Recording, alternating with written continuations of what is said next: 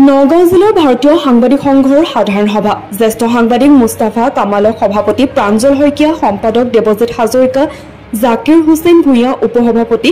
আসিফ ইকবাল চৌধুৰী সাংগঠনিক সম্পাদক নৱকুমাৰ মহন্ত মুখ্য উপদেষ্টা হিচাপে লৈ 21জনীয়া কমিটি গঠন 20 গৰাকী কলেজৰ অধ্যক্ষ আৰু 70 গৰাকী কৃতি শিক্ষাৰ্থীক আনুষ্ঠানিক সম্বৰ্ধনা জ্ঞাপন গাম্ভীৰ্যপূৰ্ণ অনুষ্ঠানত উপস্থিত থাকে ভাৰতীয় সাংবাদিক সংঘৰ ৰাষ্ট্ৰীয় কাৰ্যকৰী সভাপতি কিৰণ গগৈ ৰাজ্যিক সম্পাদক বলৰাম দাস সাংগঠনিক সম্পাদক সমীৰণ দাস ডবকা লাইফ কেয়াৰ হস্পিটেলৰ স্বত্বাধিকাৰী ডক্টৰ আনোৱাৰ হুছেইন চৌধুৰী জ্যেষ্ঠ চিকিৎসক ডক্টৰ কামাল হাছান জুৰিয়া খণ্ডৰ প্ৰাথমিক শিক্ষা বিষয়ৰ লগতে প্ৰায় অৰ্ধশতাধিক জ্যেষ্ঠ নাগৰিক আৰু শিক্ষাবিদ ভাৰতীয় সাংবাদিক সংঘৰ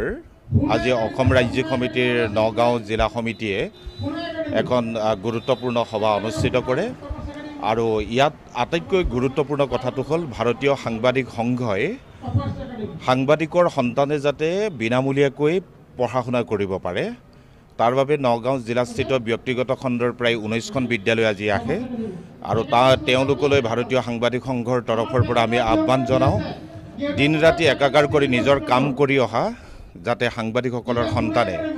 ব্যক্তিগত খণ্ডৰ বিদ্যালয়সমূহত উচ্চ শিক্ষাৰ বাবে বিনামূলীয়াকৈ শিক্ষাদান ল'ব পাৰে আৰু গুৰুত্বপূৰ্ণ কথাটো হ'ল নগাঁও জিলাত যিসমূহ ব্যক্তিগত খণ্ডৰ চিকিৎসালয় আছে নাৰ্ছিং হোম আছে সেই নাৰ্ছিং হোমসমূহে যাতে সাংবাদিকৰ যদি কেতিয়াবা গুৰুতৰভাৱে অসুস্থ হয় তেওঁলোকৰ বাবে যাতে চিকিৎসা বিনামূলীয়া হয় সেই তাৰ এটা বিশেষভাৱে আপিল কৰা হয় আৰু নগাঁওস্থিত ব্যক্তিগত খণ্ডৰ একাংশ নাৰ্ছিং হোমে সেই কথাত আমাক সহমত প্ৰকাশ কৰে আৰু আমি ভাবোঁ যে ভাৰতীয় সাংবাদিক সংঘৰ এয়া এক বৃহৎ সফলতা আৰু অসম ৰাজ্যৰ সাংবাদিকসকলৰ বাবে এই এটা সুখবৰ কেৱল নগাঁও নহয় অসমৰ শদিয়াৰ পৰা ধুবুৰীলৈ ভৈৰৱকুণ্ডৰ পৰা মেণ্ডি পথাৰলৈ প্ৰতিখন জিলাতেই আমাৰ সাংবাদিকসকলৰ সন্তানে বিনামূলীয়া শিক্ষাদান আচলতে কৰিব পাৰিব লাগিব তেওঁলোকে বিনামূলীয়াভাৱে পঢ়া শুনা কৰিব পাৰিব লাগিব আৰু সাংবাদিকসকল যাতে অসুস্থ হ'লে বিনামূলীয়া চিকিৎসা তেওঁলোকে লাভ কৰিব পাৰে তাৰ বাবে আমি এটা সবল পদক্ষেপ গ্ৰহণ কৰিছোঁ আৰু অসমৰ প্ৰত্যেকজন সাংবাদিককে এই ক্ষেত্ৰত আমি হাত উজান দিবলৈ অনুৰোধ জনাইছোঁ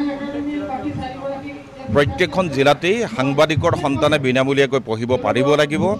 আৰু প্ৰত্যেকজন সাংবাদিক অসুস্থ হ'লে বিনামূলীয়া চিকিৎসা হ'ব লাগিব ভাৰতীয় সাংবাদিক সংঘৰ নগাঁও জিলা সমিতিৰ ফালৰ পৰা আজি এক সম্বৰ্ধনা সভা আয়োজন কৰা হৈছিল লগতে নতুনকৈ নগাঁও জিলা সমিতিখন গঠন কৰাও হ'ব আজি এই সম্বৰ্ধনাৰ পিছতেই বিশেষকৈ কৃতি ছাত্ৰ ছাত্ৰীসকলক যিসকল ছাত্ৰ ছাত্ৰীয়ে কৃতিমান হিচাপে ইয়াৰ পৰা নগাঁও অঞ্চলৰ বিভিন্ন শিক্ষা প্ৰতিষ্ঠানৰ পৰা মেট্ৰিক পৰীক্ষা আৰু হায়াৰ ছেকেণ্ডেৰী পৰীক্ষাত কৃতিত্বৰ উত্তীৰ্ণ হৈছে তেওঁলোকক আমি আনি আজি সম্বৰ্ধনা জনাইছোঁ মানপত্ৰ দিছোঁ গামোচা দিছোঁ জাপি দিছোঁ আৰু লগতে সেই বিদ্যালয়বিলাকৰ প্ৰধানসকলকো ইয়ালৈ মাতি আনি আমি সম্বৰ্ধনা জনোৱাৰ ব্যৱস্থা কৰিছোঁ লগতে আমাৰ